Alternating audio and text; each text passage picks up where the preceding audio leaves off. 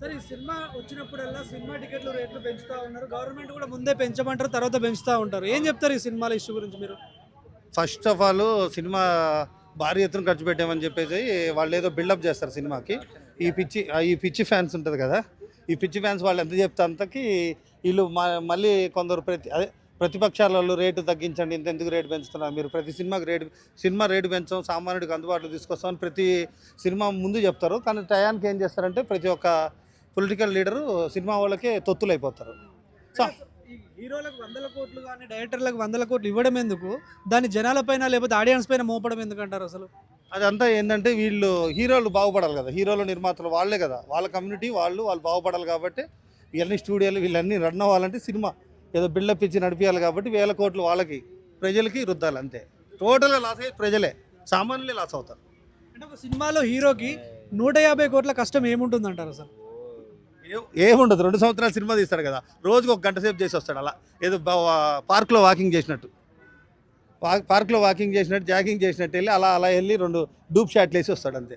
ఏముండదు పాపం, ప్రజలు వెళ్ళేసి ఫస్ట్ 2 వారాలు 1000 రూపాయలు టికెట్ పెట్టుకొని చూస్తారు. అది అంటే అప్పట్లో హీరోస్ చాలా సినిమాలు చేసేవాళ్ళు ఒక సంవత్సరంలో, ఇప్పుడు ఎందుకు ఒకటే సినిమా వస్తుంది? వాళ్ళకి ఒక సినిమా తీస్తే 150 కోట్లు వస్తుంది కదా, 150 కోట్లు వస్తుంది. అప్పట్లో ఒక సినిమా తీస్తే ఎంత ఇచ్చేవాళ్ళు, 1 కోటి రూపాయలు కూడా ఇచ్చేవాళ్ళు కాదు. 50 లక్షలు, 1 లక్ష రూపాయలు, 20 లక్షలతో చేశారు. కృష్ణ గారు ఆ రోజులలో సంవత్సరానికి 18 సినిమాలు రిలీజ్ చేశారు. చిరంజీవి కూడా 15 సినిమాలు రిలీజ్ చేసిన రోజులు ఉన్నాయి. పాత రోజులు 80-85 టైంలో సంవత్సరానికి 15 సినిమాలు రిలీజ్ చేశారు. ఇప్పుడు 2 సంవత్సరాలకు ఒక సినిమా రిలీజ్ అవుతుందంటే వాళ్ళు మితిమీరిన డబ్బు. వాళ్ళు సంవత్సరానికి ఎన్నిసార్లు టూర్కి పోతున్నారు పెద్ద హీరోలు, అవునా కదా? ఎవరు డబ్బుతో పోతుంది? అత్యధిక రేట్లు పెంచడం వల్ల వాళ్ళకి బెనిఫిట్ అవుతుంది కానీ ప్రజలకు ఏమి ఉండదు.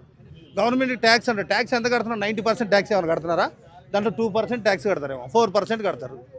అది గవర్నమెంట్ కొరిగేది ఏమి ఉండదు, వాళ్ళు బెనిఫిట్ అవుతారు అంతే. ఒక ఫ్యామిలీ వారం ఒక సినిమాకి వెళ్ళాలంటే వీకెండ్ కానీ అట్లా దాదాపు 4000 నుంచి 5000 అవుతుంది, 2-3 వెళ్ళినా కూడా.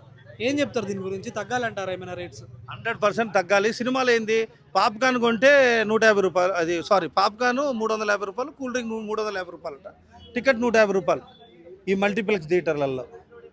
అవన్నీ అట్లా అంతా బడా నిర్మాతల చేతిలో థియేటర్లన్నీ బ్లాక్ చేసేసి సామాన్యులకు అందుబాటులో లేకుండా చూస్తే చూడండి, లేకపోతే లేదు. అయినా కానీ థియేటర్కి జనాలు రావాలంటే చాలా కష్టం ఈ రోజుల్లో, రాబోయే రోజుల్లో కూడా కష్టం. ఎప్పుడు సినిమా టికెట్ 100 రూపాయలు అవుతుందో అప్పుడు వస్తారు. ఇప్పుడు ఒక ఫ్యామిలీ సినిమాకి పోవాలంటే 5000 రూపాయలు కావాలి, ఒక ఫ్యామిలీ సినిమాకి పోవాలంటే 5000 కావాలి. 100 రూపాయల టికెట్ అయితే 50 మంది వస్తారు సినిమాకి. అట్లా జనాలు పెరగాలంటే టికెట్ రేటు తగ్గాలి, సామాన్యుడికి అందుబాటులోకి రావాలి.